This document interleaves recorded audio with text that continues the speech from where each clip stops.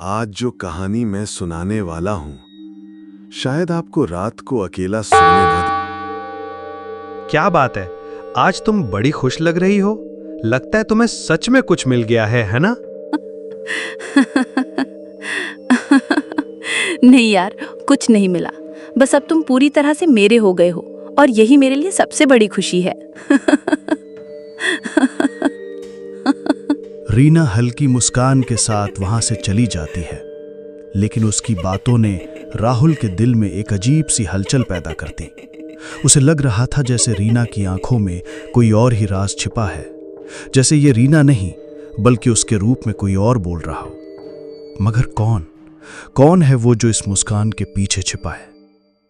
उस दिन के बाद से रिया की हरकतें और भी अजीब हो गई थीं। उसकी बातें भी ऐसी लगती थी मानो वो इंसान ही ना हो, जैसे किसी और का साया उसके जरिए बोल रहा हो। राहुल अब उससे डरने लगा था। एक दोपहर जब राहुल गहरी नींद में सो रहा था, अचानक उसे कुछ अजीब सी आवाज सुनाई दी। राहुल ने पीछे मुड़कर देखा तो रीना वहां नहीं थी। तभी उसे कहीं से धीमी धीमी सिसकियों की आवाज सुनाई दी। उसका दिल तेजी से धड़कने लगा और वो घबराहट में बाहर की ओर भागा। रुको रीना, ये क्या कर रही हो तुम? रुक जाओ। राहुल कुछ समझ पाता उससे पहले ही रीना ने एक भयानक चीख मारी और धड़ाम से जमीन पर गिर पड़ी। रीना का पूरा जिस्म खून की तरह लाल हो गया था, मानो किसी ने उसे कोयले की खदान से बाहर निकाला हो। उसकी त्वचा से अजीब सी जलन और धुएं की गंध आ रही थी। राहुल का दिल दहल गया, लेकिन हिम्मत जुटाकर उसने रीना को गोद में उठाया और कमरे के भीतर ले आया। राहुल बेचैनी से उसके होश में आने का इंतजार करता रहा। उसका दिल धड़कनों से बाहर निकल जाने को था। आंखें लगातार रीना के चेहरे पर टिकी थीं, और फिर जैसे ही रीना ने अपनी आंखें खोली। रीना, क्या हुआ तुम्हें? तुम ऐसा क्यों कर रही हो? मैंने क्या किया? और मैं यहाँ क्या कर रही हूँ? मेरा सिर, इतना दर्द हो रहा है जैसे किसी ने मेरा सिर जोर से दीवार पर दे मारा हो। कुछ नहीं हुआ रीना, तुम बस सीढ़ियों से फिसल गई थी। शायद तुम्हें चक्कर आ गया था। राहुल किसी तरह बात को टाल देता है ताकि रीना और परेशान ना हो, लेकिन अंदर से उसके मन में सवालों का तूफान उठ रहा था। अगर रीना को खुद ही याद नहीं तो फिर उसका सिर दीवार से कैसे टकरा गया? राहुल सोचता रहा, कोई इंसान खुद से ऐसा क्यों करेगा? कोई अपनी जान जोखिम में क्यों डालेगा? नहीं, इसमें जरूर कुछ है, कुछ ऐसा जो रीना खुद भी नहीं जानती। रात हो चुकी थी। दिन भर की बातें और सवाल अब भी राहुल के जहन में घूम रहे थे। वो लगातार रीना को देख रहा था, कभी उसके मासूम चेहरे को, कभी उसके माथे की चोट को, लेकिन पता ही नहीं चला कब उसकी पलकें भारी हो गईं और गहरी नींद में चला गया। अभी उसे सोए हुए बस कुछ ही देर हुई थी कि अचानक वही रोने की आवाज। कोई धीरे धीरे सिसक रहा था। राहुल की नींद टूट गई। उसने पीछे देखा, बिस्तर खाली था। रीना गायब थी। वो घबराकर फटाक से उठा और बाहर की तरफ भागा। आंगन की हल्की रोशनी में उसने जो देखा, उसे देखकर उसका कलीजा कांप गया।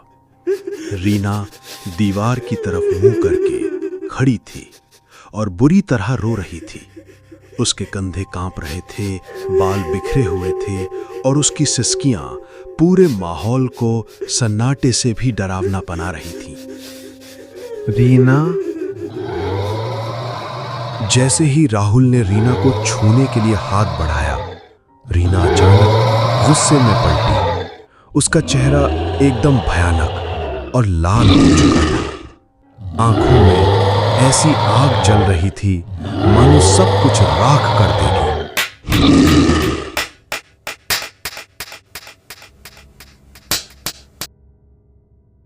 कब से कह रहा हूं तुम्हें, चुप रहो।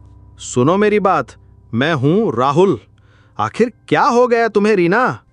मैं यहाँ कैसे? मुझे कुछ भी याद नहीं आ रहा। और तुम मुझे डांट क्यों रहे हो राहुल? सुबह होते ही राहुल ने बिना देर किए रीना को संभाला और डॉक्टर के पास लेकर गया। डॉक्टर ने रीना की हालत देखी, सिर पर चोट के निशान, थका हुआ चेहरा और आंखों के नीचे गहरे काले घेरे। डॉक्टर साहब, पिछले कुछ दिनों से रीना अजीब तरह से बर्ताव कर रही है। कभी अचानक हंसना, कभी जोर जोर से रोना, रात को नींद में उठकर दीवार से सिर टकराना, और कल तो इसने हद ही पार कर दी। राहुल, तुम्हारी पत्नी के साथ जो हो रहा है वो सिर्फ शारीरिक बीमारी नहीं है, ये कुछ एबनॉर्मल है। या तो इसमें किसी बुरे साये का असर है, या फिर उस होटल में जहां तुम लोग ठहरे हो वहां कोई ऐसी ताकत है जो तुम्हें परेशान कर रही है। डॉक्टर की बात सुनकर राहुल को गहरा झटका लगा। उसके पैरों तले जमीन खिसक गई, लेकिन उसने एक पल भी देर नहीं की। रीना को उठाया और सीधे होटल की तरफ जाने लगा, और डॉक्टर की बात उसकी कानों में गूंज रही थी। जो हो रहा है वो सिर्फ शारीरिक बीमारी नहीं है, ये कुछ एबनॉर्मल है। या तो इसमें किसी बुरे साये का असर है, या फिर उस होटल में जहां तुम लोग ठहरे हो वहां कोई ऐसी ताकत है जो तुम्हें परेशान कर रही है। किसी तरह पूरा दिन बीत गया। राहुल मन ही मन यही सोचता रहा कि कल सुबह होते ही यह होटल छोड़ देंगे। वो बस सुबह का इंतजार कर रहा था। थकान और डर के बीच राहुल की आंखें धीरे धीरे बंद होने लगीं। रीना उसके बगल में सो रही थी, लेकिन राहुल को उसके पास लेटे होने पर भी डर लग रहा था। पता नहीं ये कब क्या कर बैठे। धीरे धीरे राहुल को नींद आ गई, लेकिन कुछ ही देर बाद उसकी नींद अचानक टूटी। उसकी सांसें रुक सी गईं, दिल की धड़कनें तेज होने लगीं और उसकी आंखें फटी की फटी रह गईं। राहुल की सांस अटक गई। वो समझ ही नहीं पाया कि उसके सामने रीना नहीं बल्कि वही रिसेप्शन वाली लड़की सोई थी। उसकी आंखें खाली, चेहरा सफेद और होठों पर अजीब सी मुस्कान थी। राहुल का पूरा शरीर कांप रहा था, उसके पैरों में जान ही नहीं बची थी। तभी अचानक कमरे की सारी लाइटें एक साथ बुझ गईं। चारों ओर घना अंधेरा छा गया। राहुल घबरा कर इधर उधर देखने लगा। तभी पीछे से किसी ठंडे हाथ ने धीरे धीरे उसके कंधे पर स्पर्श किया। राहुल झटके से पीछे मुड़ा। उसका दिल धड़कनों से। राहुल, क्या हुआ? इतना कांप क्यों रहे हो? कोई सपना देख लिया क्या? रीना, वो रिसेप्शन वाली लड़की, हाँ यही थी, यही सोई थी मेरे सामने।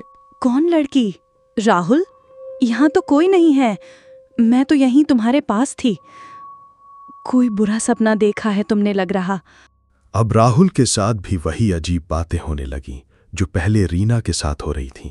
कभी फुसफुसाहटें, कभी परछाइयां और कभी किसी अदृश्य ताकत का खींचाव। राहुल अब खुद से डरने लगा था। उसकी धड़कनें बस सुबह का इंतजार कर रही थीं। रात के सिर्फ 4 बजे थे। राहुल घबरा कर भागते हुए कमरे में आया, दरवाजा धड़ाम से बंद किया। उसकी सांसें तेज थीं, चेहरा पसीने से भीगा हुआ। वो कांपती आवाज में बोला, रीना, जल्दी जल्दी सामान पैक करो, अभी चलते हैं यहाँ से। एक पल भी और नहीं रुकना मुझे। सांस घुट रही है इस जगह मेरी। कहाँ जाओगे राहुल? अब तो रीना भी यहीं रहेगी हमेशा के लिए, और मैं भी तो यहीं रहती हूँ। तुमने मुझे अकेला छोड़ दिया था, भूल गए मुझे राहुल। मैं हूँ पारो, तुम्हारी पारो। नहीं, पारो तो मर गई थी, ये नाम मत दो। तुम पारो नहीं हो सकती। रीना, तुम ये क्या बोल रही हो? नहीं राहुल, मैं मरी नहीं थी, तुमने मारा था मुझे, याद करो। राहुल, मुझे छोड़कर मत जाओ। मैं नहीं रह सकती तुम्हारे बिना। अगर तुम गए तो मैं सबको बता दूंगी कि तुमने मुझसे शादी की थी। तुम बताओगी सबको? तुम्हारी इतनी हिम्मत बताओगी कैसे, जब जिंदा ही नहीं रहोगी बताने के लिए?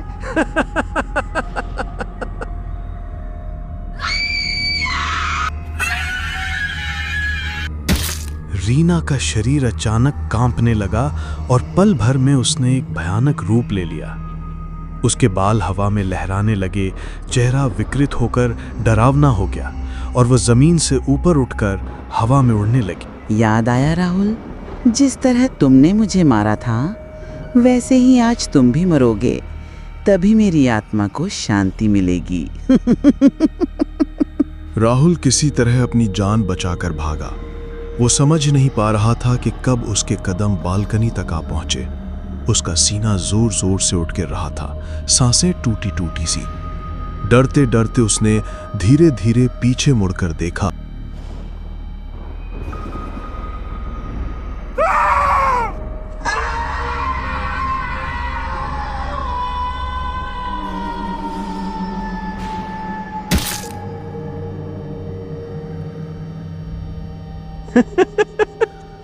बदला पूरा हुआ।